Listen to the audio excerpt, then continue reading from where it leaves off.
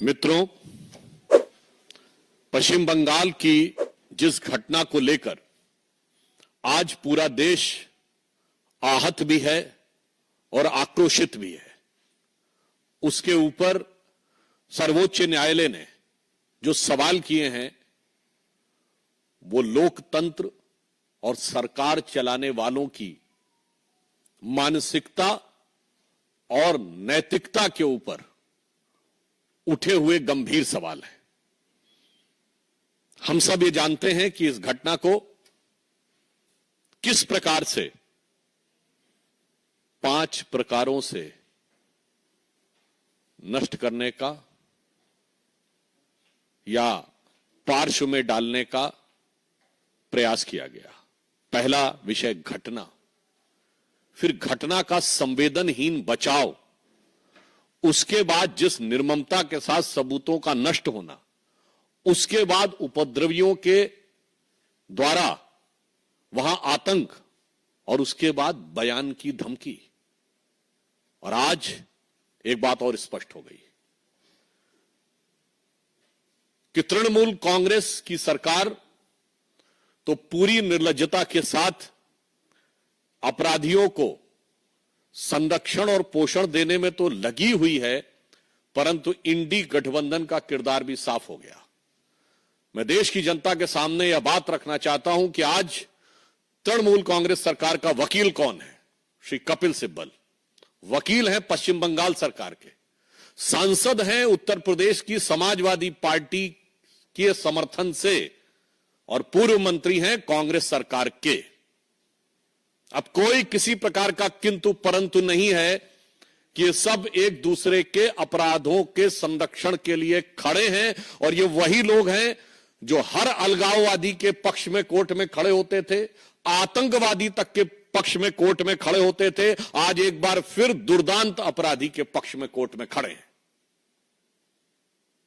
तो मुझे नहीं लगता है कि अब इस पे बचाव की कोई गुंजाइश ममता बनर्जी जी के पास तो है ही नहीं, ना अखिलेश यादव जी से भी मैं सवाल पूछता हूं और राहुल गांधी जी और सोनिया गांधी जी से भी।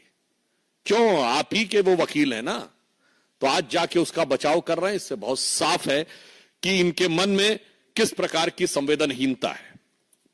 दूसरा पक्ष, सबूतों को नष्ट करने के बहुत गंभीर विषय आए। न्यायालय ने इस विषय के ऊपर बहुत सारे सवाल खड़े किए हैं, परंतु 2 विषय आज न्यायालय ने जिस प्रकार केंद्रीय सुरक्षा बलों को उस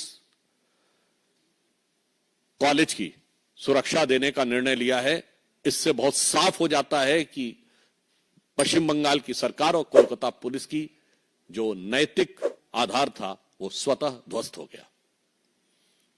दूसरा जो एक नया पक्ष प्रकाश में आया है कि पीड़िता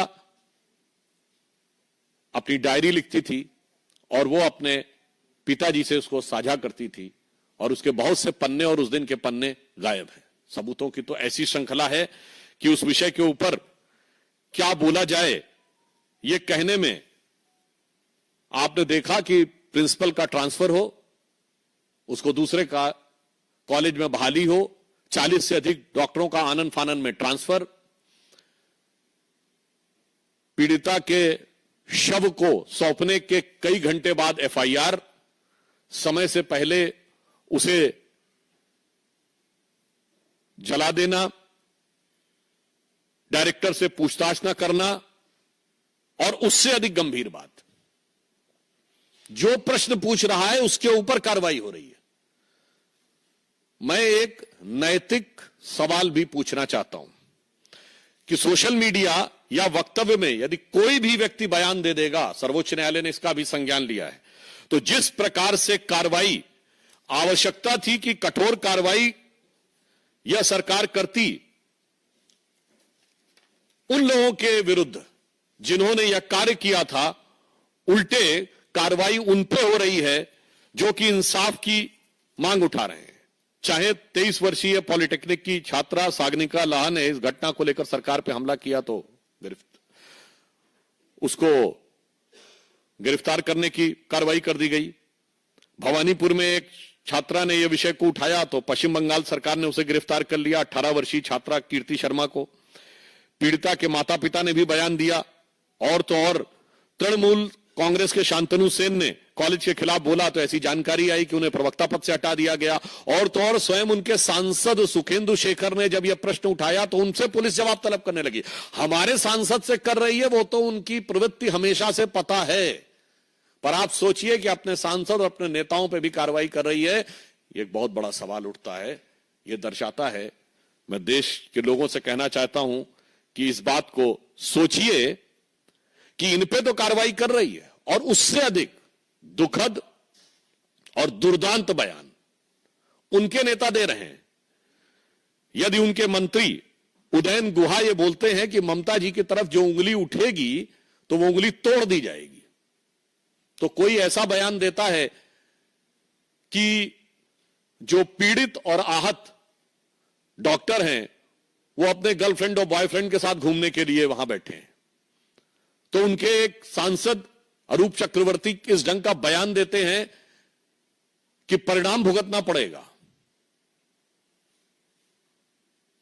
मैं देश के लोगों से पीड़ा और गंभीरता के साथ अपनी पार्टी की तरफ से कहना चाहता हूं कि आप सोचिए कि संविधान कितने बड़े खतरे में है आज पश्चिम बंगाल में। आप कल्पना करिए कि यदि इनकी कहीं सरकार होती केंद्र में तो उंगली तोड़ दी जाती, जो इनके मंत्री ने कहा है उदयन गुहा ने, जो संदीप चक्रवर्ती ने, अरूप चक्रवर्ती ने कहा है, तो परिणाम भुगता दिया होता।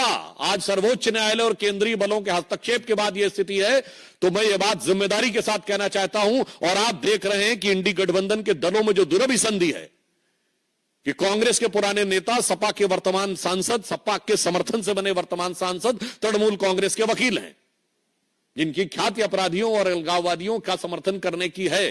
अर्थात अब बहुत साफ हो गया है कि संविधान इंडी गठबंधन की सरकारों में खतरे में है। और सिर्फ संविधान ही नहीं खतरे में है, जान और जहान भी खतरे में है और मान सम्मान भी खतरे में है। परंतु हम यह आश्वस्त करना चाहते हैं कि केंद्र सरकार कोई कोर कसर उठाकर नहीं रखेगी कि पीड़ित परिवार को न्याय सुनिश्चित हो सके। और इसके लिए चूंकि सर्वोच्च न्यायालय ने स्वतः संज्ञान ले लिया है, तो जो कानूनी प्रक्रिया है वो तो न्यायालय के दिशा निर्देश में चलेगी। उसमें जो भी सक्रिय, सकारात्मक और त्वरित सहयोग, means assertive, active and fast contribution which will be required on the part of the government, they will provide। और पूरे देश भर में चिकित्सकों के मन में जिस प्रकार का आक्रोश और वेदना है, हम उसके साथ हैं। और फिर हम साफ ये कहना चाहते हैं कि राहुल गांधी जी, ये मोहब्बत की दुकान में कैसे कैसे नफरती सामान है। आप सोचिए, उत्तर प्रदेश के कन्नौज से लेके कोलकाता तक जो कुछ हो रहा है, यदि इनकी किसी कारणवश केंद्र में सरकार होती तो दृश्य कितना खौफनाक होता। तो मैं उन लोगों से के प्रति संवेदना व्यक्त करते हुए पीड़ित परिवारों की तरफ से कहना चाहूंगा, ममता बनर्जी जी की सरकार को, जिसने निर्ममता की समस्त सीमाएं पार कर दी हैं, कि फिर उन निराश नयनों को जिनके आंसू सूखे हैं, देखो उन निराश नयनों को जिनके आंसू सूखे हैं, जो न्याय हेतु अभी तक पथ देखते हुए रूखे हैं। धन्यवाद। देखिए, मैंने बात कही कि चूंकि न्यायालय ने इस विषय का संज्ञान ले लिया है, तो न्यायालय की प्रक्रिया के अनुरूप हम बात करेंगे। और यह बात भी हमने कही है कि सरकार इस विषय के ऊपर पूरी संवेदनशीलता और सतर्कता के साथ नजर रखे हुए है, और न्याय बंगाल की जनता को और पीड़ितों को सुनिश्चित कराने के लिए जो भी उचित अवसर होगा, उचित कार्य होगा, कदम होगा, वो उठाएंगे। केंद्र सरकार ने केंद्रीय जो अस्पताल हैं उनमें सुरक्षा बलों की 25% तैनाती बढ़ा दी है। और आपने देखा कि इस विषय पे भी अब चूंकि न्यायालय ने निर्णय ले लिया है कि central paramilitary forces RG hospital में रहेंगे। और यहां पर महोदय, मैं एक और बात कहना चाहूंगा, सुरक्षा सिर्फ सुरक्षा बलों की उपस्थिति से नहीं, अपराधियों के हौसले पर भी निर्भर करती है। सरकार का इकबाल वो होना चाहिए कि हौसले पस्त दिखाई पड़े, ना कि हौसले बुलंद दिखाई पड़े। हमें तो यह लगता है कि जहां जहां इन दलों की सरकारें रहती हैं, अपराधियों के हौसले बुलंद दिखाई पड़ते हैं और थोड़ी सी उनकी ताकत बढ़ जाती है तो अपराधियों की हिम्मत और हिमाकत दोनों बढ़ जाती है। मुझे लगता है कि सर्वोच्च न्यायालय के आज के टिप्पणी और सवाल के बाद भी यदि कोई व्यक्ति यह कहे कि इसमें कोई दूसरी बात है या बचाव करने का प्रयास करे, तो मुझे लगता है कि यह संवेदनहीनता और सत्ता लोलुपता में मानवीय मूल्यों को कुचलने की पराकाष्ठा है। मैं पुनः कह रहा हूं, संवेदनहीनता, इनसेंसिटिविटी और सत्ता लोलुपता में, in the lust of power, मानवीय मूल्यों को दमित करने की, to crush the human values, it is an extreme of that. सरकार ने इस विषय के ऊपर आज निर्णय ले लिया तो मुझे लगता है उस आगे कोई उस पर टिप्पणी करने की आवश्यकता नहीं। राहुल गांधी ये डिसीजन लिया गया है कि सरकार ने रोल बैक किया, जबकि लेटर में साफ आया कि इसमें रिजर्वेशन का सिस्टम नहीं है। पीएम ने कहा है कि हम सोशल जस्टिस को बराबर रखना चाहते हैं, बट कांग्रेस कह रही है कि राहुल गांधी की वजह से ये डिसीजन लिया गया है, इलेक्टोरल ट्वीट को जो वापस किया गया नोटिफिकेशन। राहुल गांधी जी और उनके खानदान की जो खानदानी विरासत है आरक्षण और एससी एसटी ओबीसी को लेके, वो किसी से छुपी हुई नहीं है और उनकी अज्ञानता भी किसी से छुपी हुई नहीं है। मैं राहुल गांधी से पूछना चाहता हूं, वो उस समय बहुत बोल रहे थे ना कि उनको इतने सेक्रेटरी नजर नहीं आते। अभी हमारे कैबिनेट सेक्रेटरी बने हैं, किस बैच के हैं? राहुल गांधी को ना पता, बताए 1987 बैच के।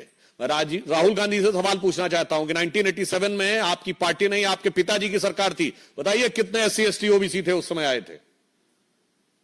क्यों आरक्षण नहीं दिया था आपने ओबीसी को? कम से कम अपने पिताजी का तो जवाब दीजिए, उसके बाद हमसे सवाल कीजिए।